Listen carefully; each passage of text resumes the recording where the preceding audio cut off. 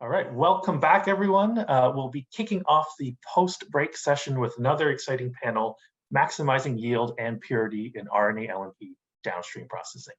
It's my pleasure to introduce our panelists for this session. First, we have John Petrone, Senior Director, SLS Global Technical Support at Cytiva. Next, I'm pleased to introduce Cameron Webb, Senior Scientist at Lonza.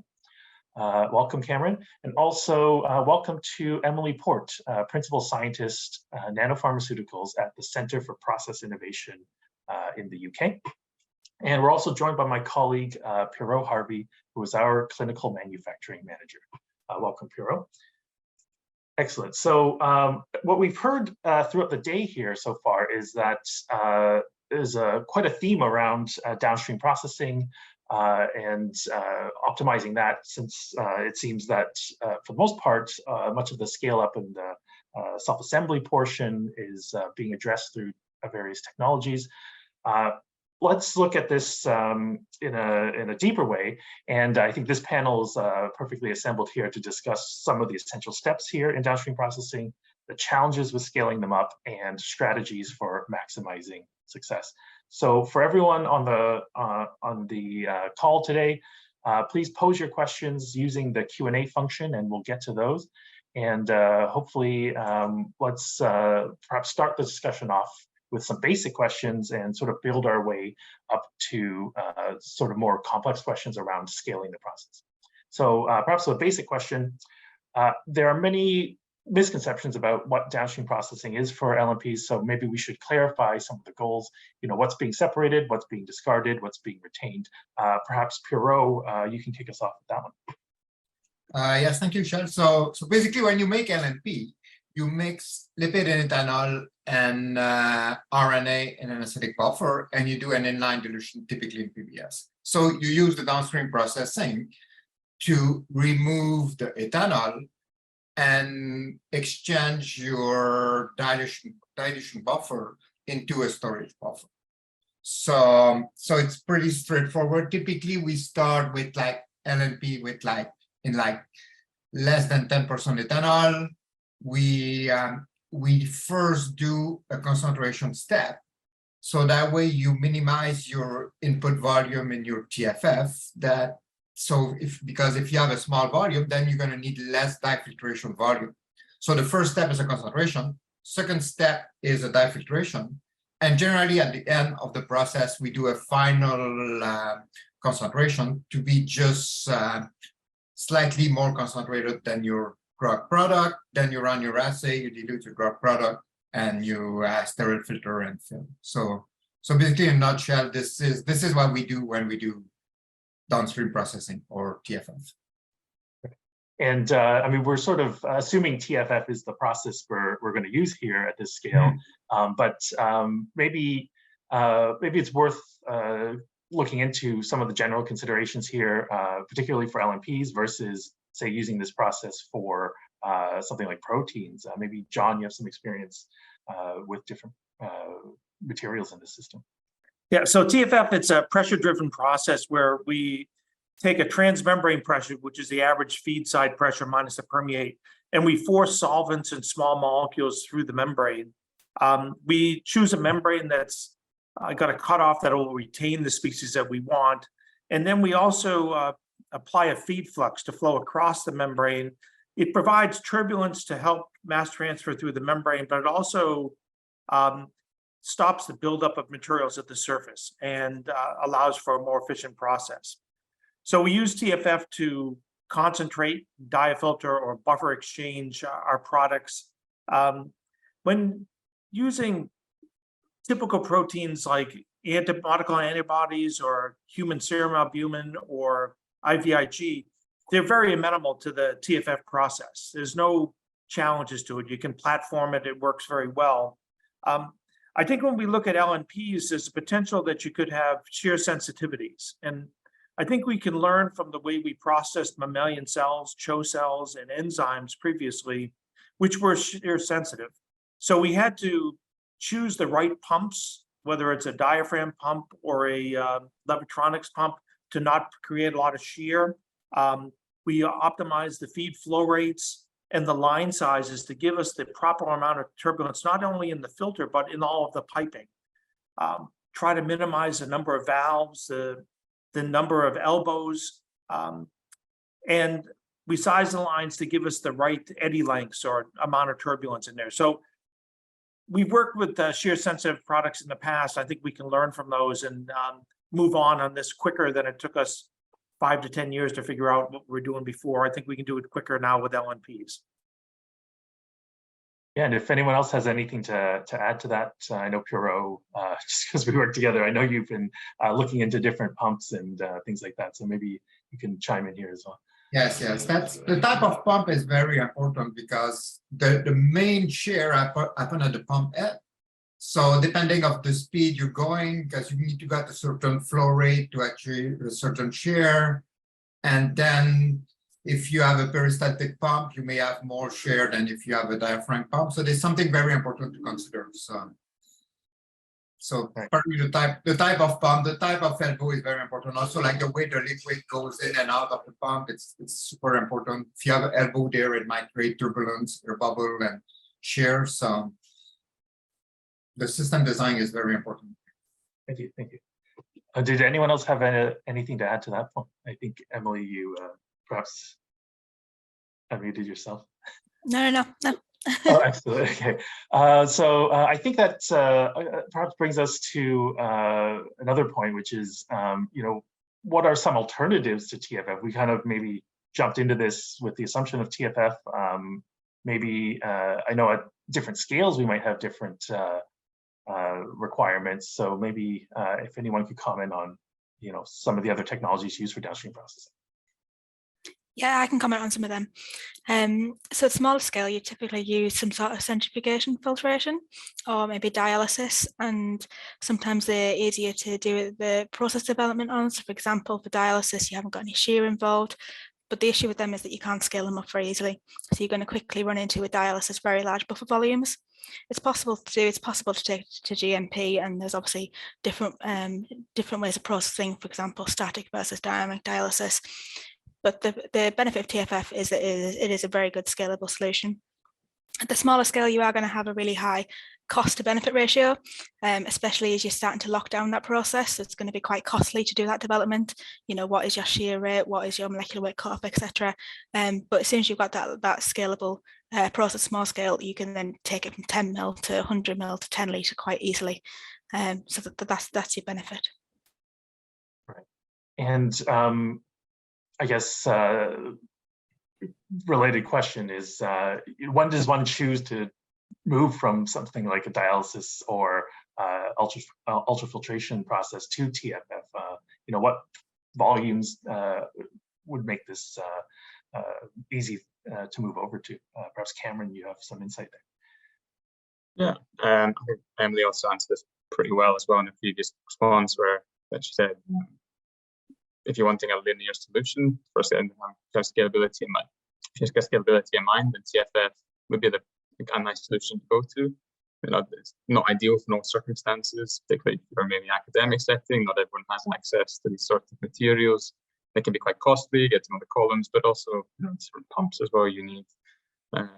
So that's just something to bear in mind. But typically if you're wanting a small scale solution, you can also work with a 3 ml, 3 to 5 ml. In terms of lab bench, and also scale this up once you have all your parameters locked in. But getting that sorted is the challenge. All right. And so maybe if I get this right, the sort of benefits here for going through to a TFF process are that you're by recirculating the product, you're able to make a more continuous process versus a highly discontinuous process. And that certainly has benefits for scalability.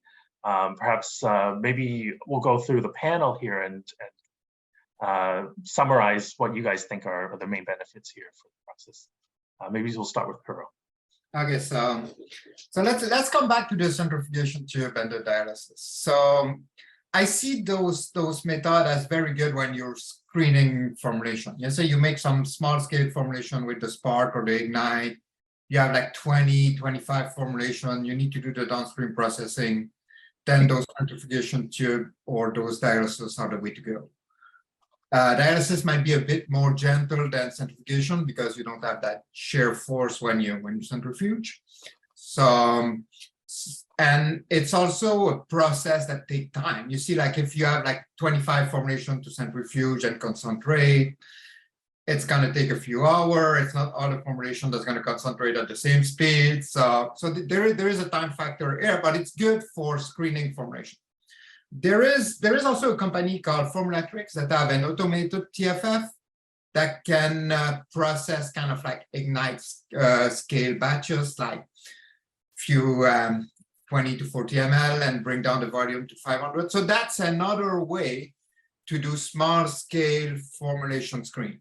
Okay, either automated small scale TFX with the micropulse from Formulatrix, or using centrifugation device or dialysis.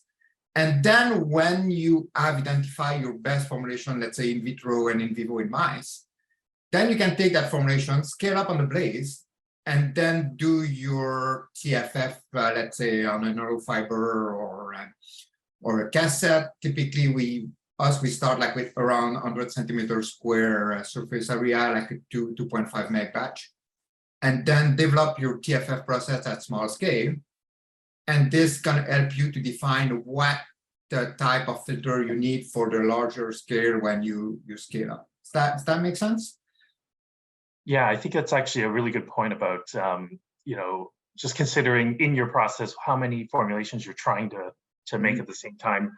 With a centrifugal process, you could do several in parallel, for example, whereas you might be more resource constrained with TFF. You'd have to buy, 4, 5, 6 TFF systems and run those in parallel if you wanted to do multiple formulations. Yeah, absolutely.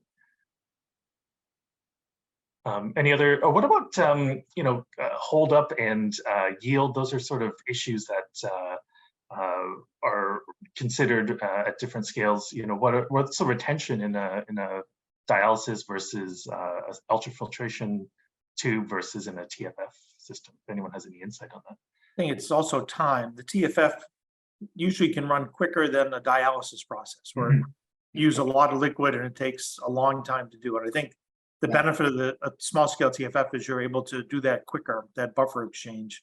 You do also run into the challenges of the instrumentation or the pressure sensors or flow sensors at small scale. The pressure sensors are there, the flow sensors are not perfect. And I think as you get to large scale, there's a difference in the level of control. So it may be more manual at small scale. As Perot had said, it'd be nice to have something that's more automated, that you could just push a button and prep what you need to do. I think we'll get there at some time, but I don't think it's right. It's there now. Yeah, no, John is right. This is where it's going, automated TFF. Like small scale automated TFF where you can run multiple sample. You can also do DOE and define your formulation, your downstream processing parameter. So this is gonna happen. Eventually there will be devices that can do multiple TFF at the same time on a small scale. There is the Sartorius kit which can do similar, but it's basically like setting up multiple, it's not it's maybe not quite as automated as what we're hoping to get to. There's obviously the Unchained Labs solution, which is more like dead end filtration, but again, it's not TFF, but that allows you to do the screening that you were talking about with the centrifugal filtration as well. Yeah, and I think one of the other challenges we have with this small scale is you try to squeeze it down to such small working volumes that you end up creating more problems with either pinch points where you get high velocities, lots of turbulence, potential, a lot of pump passes, and then potential for cumulative shear. So again, it's not that we need that sort of smaller scale device, the whole system that works together. I think Cameron, you also had a point here. No, it's talking about the automation side of things. I completely agree. This is where it's happening. But the development side of things, there's something to be said about things being too automated at this scale as well. There's something you need to also have a manual element. So I completely agree. This is where it's going to go. But for the small scale side of things, and also from process development, you really do miss having a manual manual input into these sort of things, because nothing worse when your process is underway and the sensor fails, but the sensor is absolutely fine, and that's your whole batch ruined. So even though you know it's absolutely fine, so you just started the process. But yeah, having a manual element needs to shouldn't be overlooked. Yeah, I think that's a perfect segue into sort of the next step that people would be really thinking about, which is how do you develop a process? So, when you're removing from a centrifugal process or dialysis, which has very few process parameters, into something like TFF, which is quite complex, there's a lot of questions around, what are the essential steps here? How do you optimize this process? What are even the parameters that you should be looking at, and how do you test them? So maybe Puro, you can give us some insight here.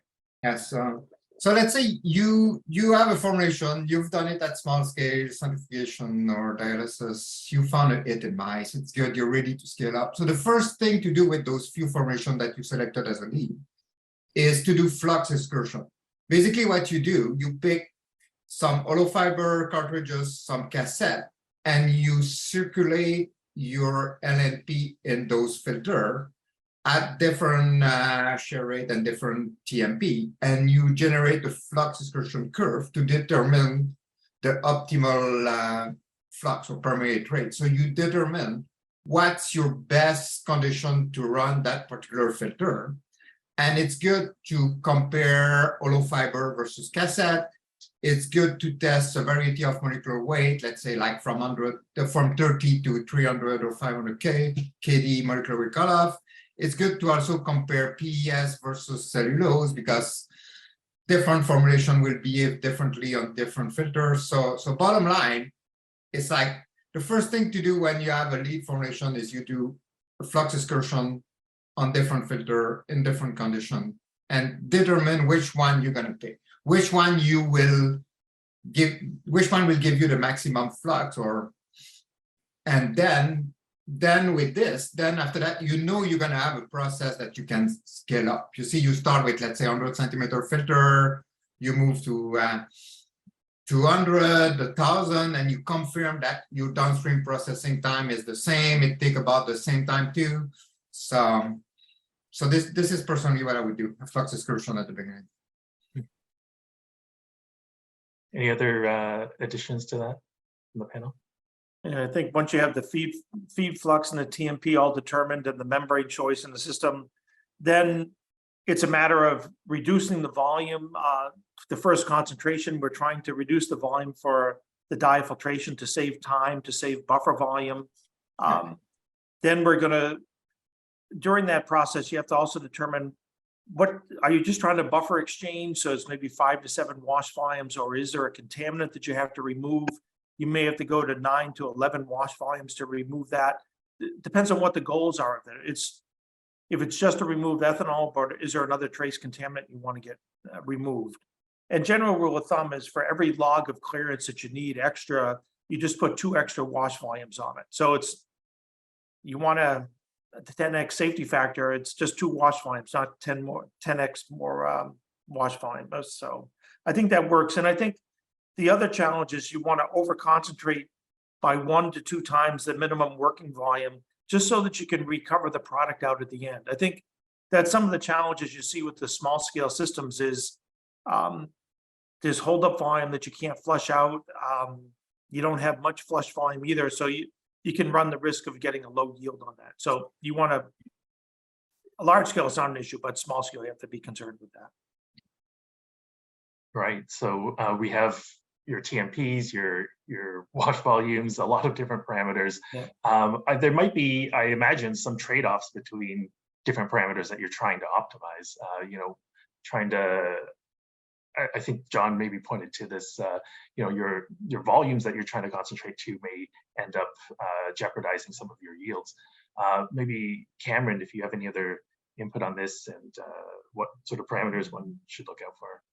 Yeah, definitely. That's some really nice points by John as well. Talking over concentrating a sample as well. It's really important just to make sure you end up recovering what you want to do. But also in terms of process parameters as well, like 2 main ones, well, not main ones, there's plenty to talk about, but maybe the 2 that's focused on that now on, probably TMP and the shear rate. So the TMP and the shear rate are ones that kind of work closely together. It's very it's almost like a balancing act. You want to have a strong enough TMP, strong enough shear rate so that you're sweeping the membrane. So typically around about 4,000 inverse seconds, greater than 4,000 inverse seconds, allows a bit of a sweeping action, so you're not fouling the membrane, but also you want a strong enough shear at TMP in order to push the small solutes through as well. But again, this is you want to have it's a weird little balance that you need to do, and it's a lot of TMP scouting and shear rates as well, so you're not fouling your membrane.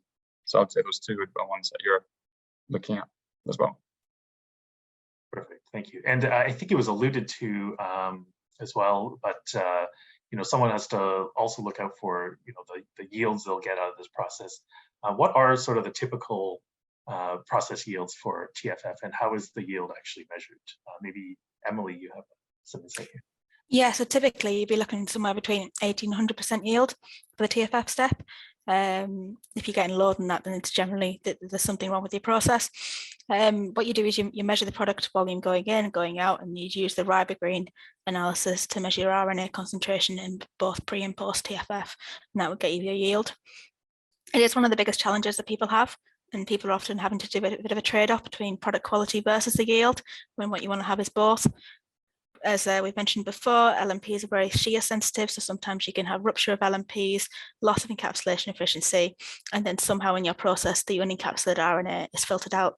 So what you're left with is good quality, or at least looking like good quality LNPs with high encapsulation efficiency. You've actually lost a lot of your RNA throughout the process. And the key part, the key to all of this is getting the CPPs locked down. So having the right molecular weight cutoff, the right filter surface area, the right shear, etc. And sometimes it's just some of the smallest details as well. What was alluded to earlier, what is your flush process? And some of those best practices tend to come in a bit further down the development side, whereas obviously when you're doing it at small scale, the yield sometimes will look worse because you've got your smaller hold-up volumes. You might have larger analytical sampling volumes to what your actual total volume is. So it's really important to be considering all of those factors early in your development phase as well. Right. So do I understand that potential product loss is somewhat proportional to the surfaces that your product might contact in the system, so that if you're processing a larger volume and you have a finite amount of surface in the system, then your yield will be better, just because your losses will be about the same as if you did a small batch. Yeah, exactly. And your hold up volume, your flushing volumes and stuff, that it'll be a lot smaller versus your total volume. So depending on what your solution is to that, again, you're analytical. So if you're let's say doing a 10 mil batch and taking a mil every so often, that's obviously going to impact your yield. So it's logical things. But things that have got to be considered, when you're doing your small scale development, you are going to see pretty poor yields at the small scale, and that's just the trade-off that you've got to accept. That's a good point. And I think this also brings up another point, which is that, it is important to, if you do see a drastic reduction in yield, that it may not just be a process issue. It could just be that your formulation itself isn't particularly stable for this type of downstream process, right? Yeah, it's not one size fits all. Different LNPs that you may think will behave exactly the same because they look the same going in. They don't have the same shear sensitivity. They don't have the same stability. So yeah, if one size fits all, then great. But it's you're not guaranteed for that to be the case. Yeah, thank you. And I think that kind of pulls us back to a point Pierrot made earlier, that you do need to empirically test these, through these TMP trials, empirically test these process parameters, because it might be different for different membranes, might be different for different formulations. There's a lot of different variables that one has to work out on a case-by-case basis here. Absolutely.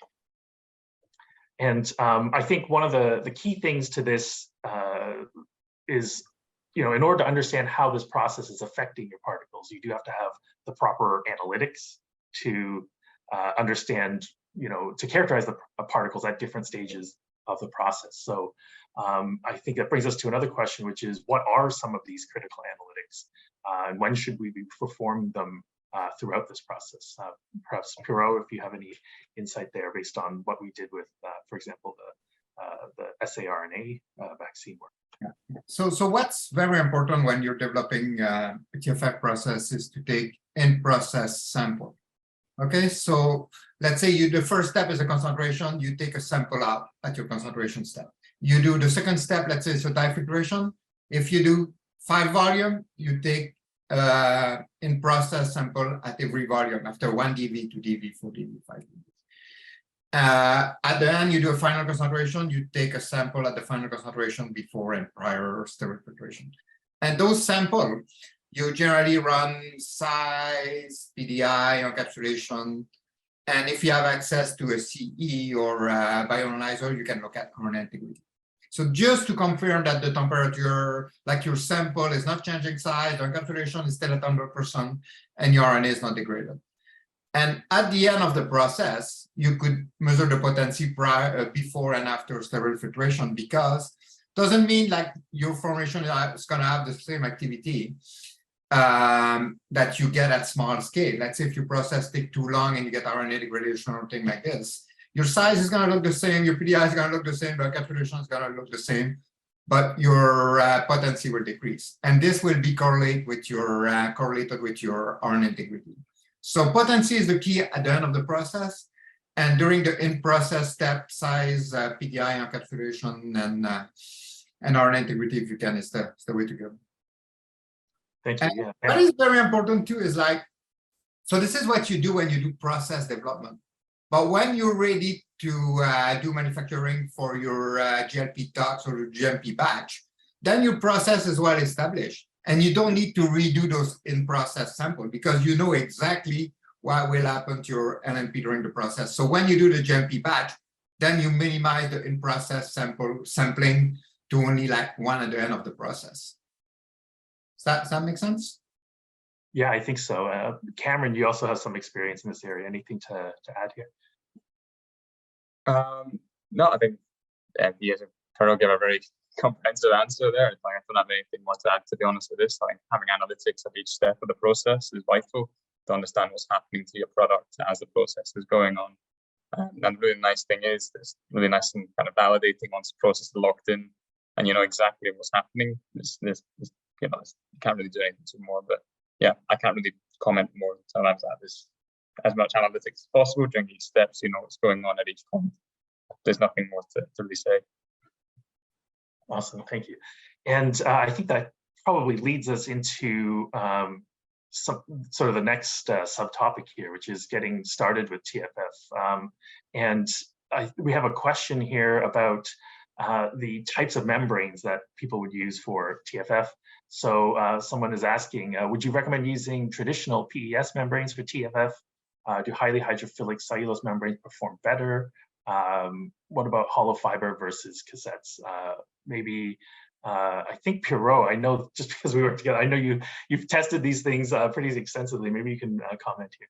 And I'm going to use a disclaimer. This is formulation specific.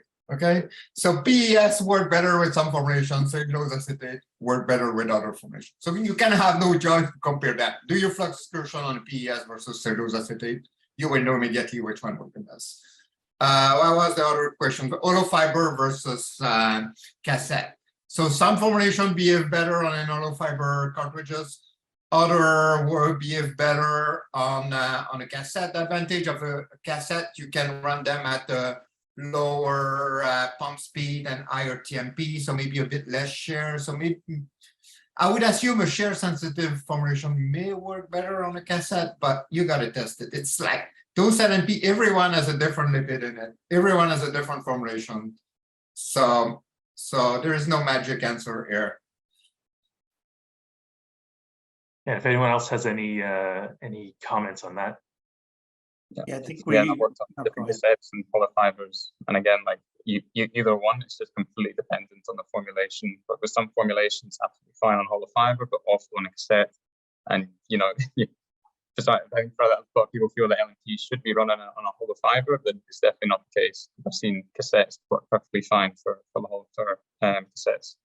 So it's just really dependent, formulation dependent. And it does feel like a bit of a cop-out answer, but it is true. It really depends. Thanks, Cameron. And John, I think you had something. Yeah, I think we always try to, as engineers and scientists, try to maximize the flux, maximize the performance, minimize time. So we're trying, generally at higher cross flows, at higher TMPs, we get higher permeate fluxes, but it could harm the product as well. So I think we can't just try to get the highest flux out of it. We have to make sure the quality attributes of the product aren't affected. And you can do that with either the cassettes or the hollow fibers, but you have to understand what you're trying to maximize. And it's probably product quality and yield is what you want. Process time and minimum area is one thing, but you can't do any harm to the product. So just taking a step back sometimes, making sure that we're solving the right problem. Before you get to doing the practical elements, testing the different cassettes, that you can just look simply, what is the charge of your product? What is the charge of the filter? What is actually in your formulation? So what is your solvent, for example, ethanol percentage, and then that might actually take you down, at least the first testing route, hollow fibers versus flat sheet cassettes. So there are a couple of questions that you can ask at the beginning that might narrow down your experiments. Perfect, thank you. Another question, and I think this sort of relates a bit to a point we made a little bit earlier here, but are there certain formulation strategies for reducing the shear sensitivity of LNPs? Maybe Cameron, you can kick us off with some thoughts. Well, in terms of formulation strategies, it's quite. I would say probably just off the top of my head, I would be concerned about the concentration, the initial concentration of the product initially. And there's a lot of inline dilution that I'd like after when you're making the LNPs at the moment that a lot of people seem to be going with, which does help initially, but then we find that as the process goes on, it does end up kind of fouling a membrane if your process isn't locked in correctly. I haven't really, again, it's not really a problem with the formulation, I would say. It's probably more an issue of the process. I wouldn't say it's a formulation issue. We try not to, once we have a formulation that we like, we try to adapt the process to fit that formulation. So I would steer away from I wouldn't be thinking, I think you need to think about it on the flip side. So you shouldn't be thinking, what can I do to not impact my process? It should be, what should I be doing to the process so it doesn't impact my formulation? That's the way I would look at it. But concentration is one thing that I'd be looking at. If you really wanted to go down this avenue of formulation side of things. That's an interesting point. Yeah. So also a good reason to basically redo some of these process development steps at slightly different concentrations as you concentrate the sample. Yeah, there's also, you can't really fit a process for every single formulation, unfortunately. It would be really nice. It's a lot of work, but a process needs to be done for each formulation, and depending on the concentration or the loading that you're loading the fibers on, different there'd be different columns that you need to use, or cassettes, per formulation, and different processes you need for each formulation as well. So I would maybe steer away from, it's a formulation problem. I think it's more of a process problem. Excellent, thank you. And we brought up the topic of membrane fouling. I think there's a lot of things to be considered there.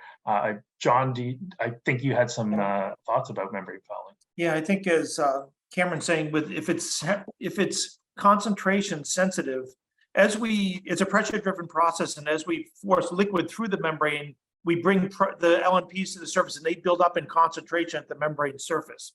And it's not just the concentration in the bulk in the tank, it may be 10 times that concentration at the membrane surface. So if there is a shear sensitivity or a concentration sensitivity, you may have to restrict the permeate flow. You could either do that by lowering the transmembrane pressure, but you could also sometimes put a pump on the permeate so we control the concentration at the wall so it doesn't get to a point where it'd be critical.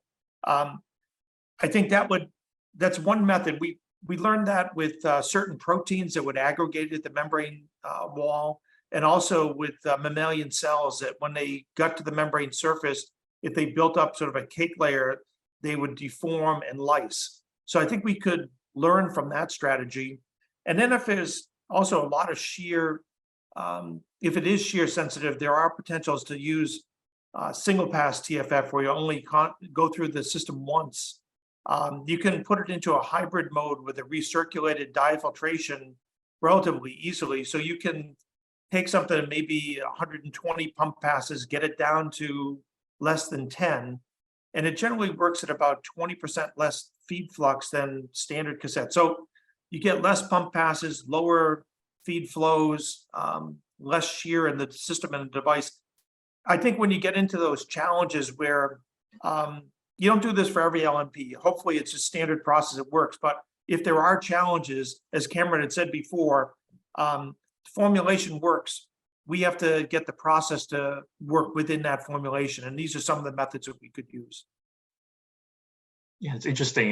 You mentioned single pass TFF. I think that would be certainly really attractive. Maybe what have you guys seen in the field with regards to the availability of such technology at the moment? And, Yeah, I think it's probably a little bit larger in scale than the small scale work that we'd have here. I think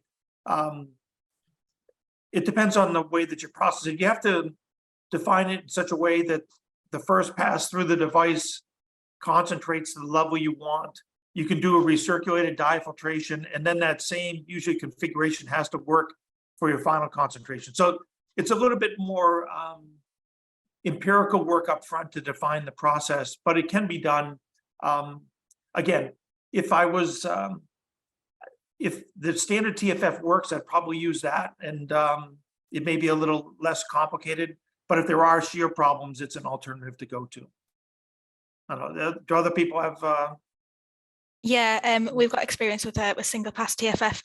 So obviously, it's been used outside of LNPs, quite successfully. And I think that the challenges of translating batch to single pass with LNPs is much higher than what's been used for before. But yeah, it's the shear sensitivity, the ethanol compatibility, etc. Yeah, it's definitely I'd say it's a holy grail at the minute for someone to have a bespoke off the shelf piece of kit. At the minute, a lot of the solutions are putting it together. Therefore, you need highly experienced expertise to be able to do that. So I think having something that's as simple and user friendly as the batch TFF system is probably where I'm wanting to get to with that. Yeah, don't put the complication until we really need it. When you have that. I think when we have that real problem, yes, we'll do all that. But I think if you can make it simple, it's a lot easier. Yeah, and I think it's also a function of this being a relatively emerging application here. We're still sort of, in the early days of RNA-LNP medicines, at least commercially speaking. So I think as the technology perhaps matures, these other technologies that support the production will also catch up. So back to questions that maybe are on the minds of people just getting started in this area. In addition to, we had a question earlier about the membrane materials, but there's also stuff like membrane molecular weight cutoff of the membrane. How does one go about choosing that? Maybe Emily, you can kick us off with that. Yeah, so I mean, there's some general principles to stick to. So if you're trying to retain your product, the pore size should be 3 to 5 times smaller. If you're trying to pass your product through, it should be 5 to 10 times larger, for example. But again, it's it's formulation dependent. It's going to be a recurring theme within this discussion. But you can screen it at small scale, which is the benefit. There are smaller molecular weight cutoff solutions before you need to move to TFF. So that will be able to give you your molecular weight cutoff, and then you can buy in your TFF membranes, all of that at that selected size. Yeah. Any other thoughts on that from the panel? Yes. So basically the molecular cutoff is very important, like Emily just described, but it's important too, you don't go too big in molecular weight cutoff, because those particles can accumulate on a large pore. So it's not gonna, like you see, like if it's working at 100 kD, doesn't mean it's gonna work better at 500 kD. At 500 kD, you may have larger pore on your membrane, and you may have like particles that start to accumulate on those larger pore and start fouling your membrane. So there is a sweet spot for the molecular weight cutoff, and it's dependent on what size of molecule you want to exchange. Yeah, fouling the membrane or losing your yield. Yeah. Retention is king. Recovery is king. That's what you're going to make sure you get. Yeah. And of course, the theme here is that once again, you have to test this out empirically. There's no silver bullet for every formulation once again. So yeah, excellent points there. And I think actually this a really good thing to consider here is how is molecular weight cutoff even defined, right? And how do you correlate that with particle size? I think there's some rough calculations that people put out there for, say, globular proteins. How effective is that at, helping you narrow down your molecular weight cutoff to where, getting somewhere where you can just start testing this process? I think we're probably 100 KD works most times, right? If for people that you could probably just go right there as a starting point. But I think the general rule of thumb was a 0.1 micron membrane was equivalent to about 1 million molecular weight, and that's sort of, but it's a sigmoidal curve. Everything's a little bit different. It's not a sharp cutoff. There's going to be a gradual increase in retention as you go up with molecular weight. So I'd probably start with 100 KD, and if I got passage, I would go tighter. You could look at something more open, but I'm not sure. You may not get that much increase in flux by doing it. Any other comments from people? Just to add to, depending on the membrane supplier, the molecular weight cutoff might be calculated differently. So 100 KD on a represent might be different than 100 KD on another supplier, you see. So it's something that it's not really a straight line, but you're right, John. Around 100 KD is a good size to start with lipid nanoparticle. Yeah, I've seen crazy differences between different suppliers. It's astounding. Like, you think you're getting a 100 or a 300 kilodalton column, you think it works on a 300 from one supplier, but then you find it's just awful. So you have to, then there's a whole other process to find what's the right pore size for the supplier. Yeah, it's really interesting to see the differences from the suppliers. It makes sense, there's differences, but yeah, you wouldn't expect it to be as impactful as it is. And I think it's what's used to determine that molecular weight. Is it a mixed dextran solution? Is it proteins? What's of interest? Again, there's been a lot of history over the last 40 years on that, but there's reasons why people got to where they are, but it doesn't necessarily always apply to lipid nanoparticles. Or all the proteins either. Yeah, maybe it's worth expanding on that a little bit, John. Like, how are people determining, or manufacturers determining, the molecular weight cutoff? What's the test there, and how is this different? I think what we do is we use a solution of mixed dextrans with varying molecular weights, and then we run that at relatively low TMPs to get a good passage of the different molecular weights. And we get a sigmoidal curve, which I don't know, it sort of starts low, it comes up linearly, and then it tapers off at the top. So generally you look at a place where it's about 90% retention, and you look for the nearest 10,000 molecular weight, and a marketing person picks it. It's not a defined science on what you're doing. It's also where 90% retention is of a polysaccharide, not a protein or a lipid nanoparticle. So there's a gauge, but I don't know that I think it's good from membrane to membrane within a vendor's class. You understand what's more open, what's more tight, but it doesn't cross from one vendor to the next. Yeah, it's not easy. It's our dirty secrets, I guess, in the membrane world. Yeah.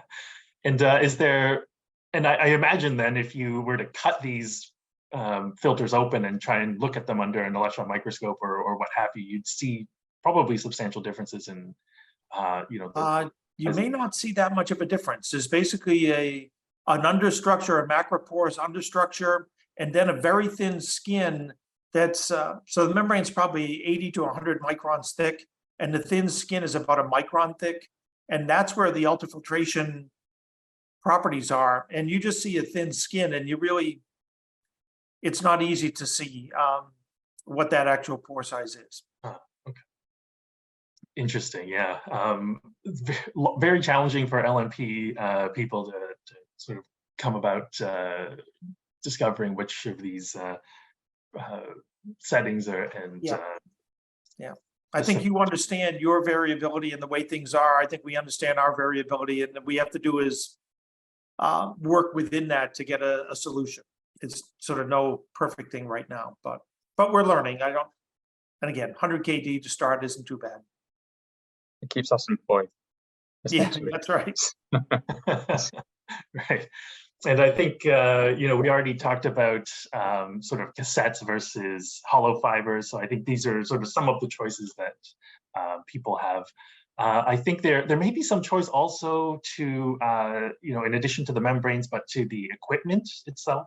We talked a bit about the type of pumping that's being used as a particular something to look out for. But what are some of the other things one might look for in a system if they're choosing a system for TFF? Who are you gonna? That Cameron, or who did you want to talk? Yeah, I mean, it really depends on what you're wanting, essentially. You know, what you're wanting to investigate, whether you're wanting, particularly when then you get to the manufacturing side of things. I can't really, yeah, there's lots of design things you can consider and what you're wanting as well. Kind of yeah, it really depends on what you're wanting to analyze at that point.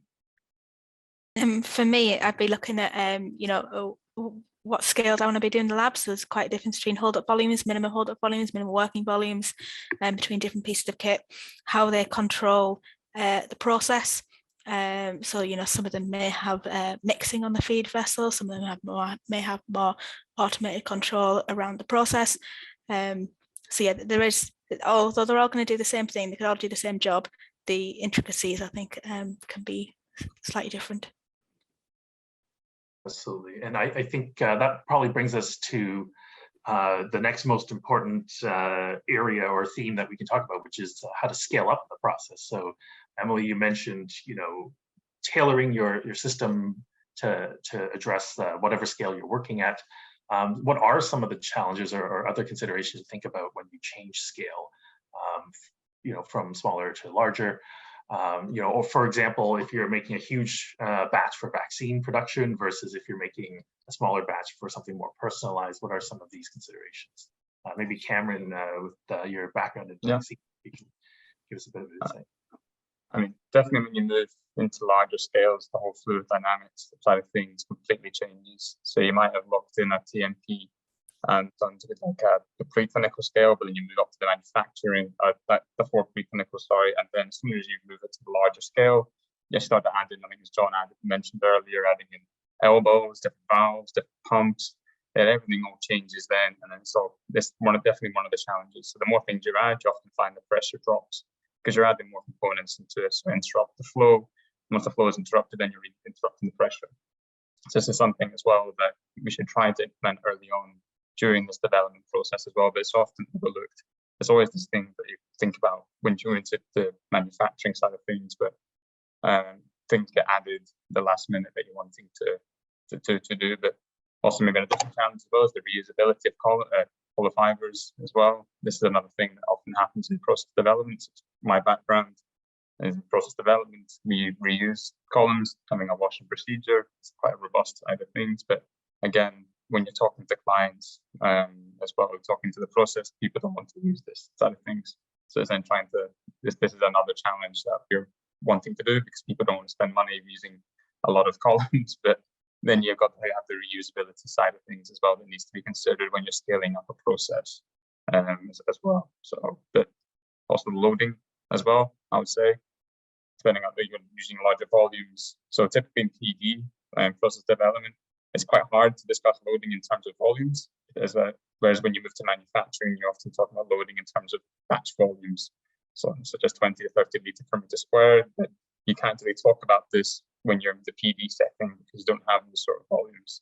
So this is also the next issue: is how do you define loading at each step of the manufacturing process? So for me, I would talk about mass. But I would talk to someone in manufacturing, they're talking about volumes. But this is another discussion point that as well needs to it needs to be implemented early on and truly define what is loading as well. And what does loading means different things to different people as well. And LNPs are different because of their concentrations, but there's other ones such as like lentivirus, which is typically a bit lower as well. So this is it's a difficult area because it means different things to different people Yeah, it's an interesting point about loading. So you could, measure it in terms of, say, the mass of RNA per square Yeah, exactly. per surface area, or you can measure it in terms of the mass of lipids per. Yeah. And depending on what your N/P ratio is on your formulation, that those things can change. You're only looking at one of those things. Exactly, and these things are so easily lost in translation as well. It's especially when you're operating within a PD department. So you have a PD with an LNP, but within the same department, you've got mRNA, you've got PD, you've got AD, analytical development as well within the same group. But it always means different things to different people. And when you're trying to translate this process up, it's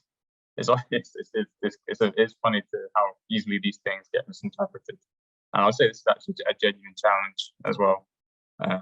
In terms of trying to scaling a process if you work in a big organization as well. Yeah, and you mentioned also reusing cartridges. I assume this is something you might do in the PD process, but not something you would want to do necessarily in a production process. No. What I understand. I think people lose their minds if you started implementing a reusability cartridge, reusing cartridges. Yeah, there are different ways to ensure that you're kind of meeting a set requirement when you're using a cartridge, such as like the normalized water pressure. So NWP, you can take basically when you open up a cartridge, you can do the NWP, check how easily water passes through the membrane. After you clean it, you then do the same thing, check your NWP. I would say it's within 10 to 20%, maybe plus or minus 20% of your NWP when you first used it, then this cartridge should be good to go, essentially. Perfect. So, yeah, that sounds like it aligns pretty well with what we're seeing in the TFF course as well. I guess the other thing to think about here is, if you are cleaning the cartridge in between, what are you cleaning it with, and is it compatible with the materials of the cartridge itself? Any thoughts on the reuse process here? Yeah, I'm happy to continue. Yeah, sure. Yeah, please do. Yeah. I mean, usually when you open up a cartridge as well, this comes with a compatibility chart. So you can just use sodium hydroxide as well, depending on different molarities as well. You can use solvents, but I wouldn't really go, particularly with the hollow fibers, I wouldn't necessarily go above 20%, because if you go above this, your fibers can end up swelling as well. So above 20%, natural fibers, particularly with an MPES column as well, the fibers as well can expand above this percentage, and actually and then start to reduce the pore sizes as well. And so that's going to slow your process down even more as well. So basically, you can just wash out sodium hydroxide, store the column in say 20% ethanol or IPA, depending on compatibility with the chemistry of the fiber you're using. But I would always make sure the NWP is being calculated as well before any run you do, and just cross-check this with what it was when you clean the cartridge, clean the column when you first opened it up. I think I saw John nodding a bit as you were in agreement. Yeah, I guess you also have to make sure you can remove the contaminants that are in there, so you don't get batch-to-batch carryover. So it depends on what chemical, not just to clean the membrane surface, but if there's any lipid around or nanoparticles in there, how do you break those down and remove those from the system? And I think that's part of the risk where people may not want to reuse it at manufacturing scale, because you have to document that you don't have any carryover from one batch to the next. Yeah. And then I think you had also mentioned about the solvents. I think when we look at some of the challenges, if you have a high ethanol concentration over 19%, you're going to have to put it in a rated area, and you have to use explosion-proof equipment, at least in manufacturing. You could do it in a hood early on, but I think there's, how do we deal with it? I think that's one of the challenges that you can work with in the lab with a little bit more ethanol, but in manufacturing plant, you have to adhere to the guidance that's around. And it could be very expensive to make everything explosion-proof for that. So you may dilute it to down below 19% before you start. Just one of the concerns, I think, as you go into manufacturing. Yeah. And are these systems that you would use? I know from the assembler perspective, we have Yeah.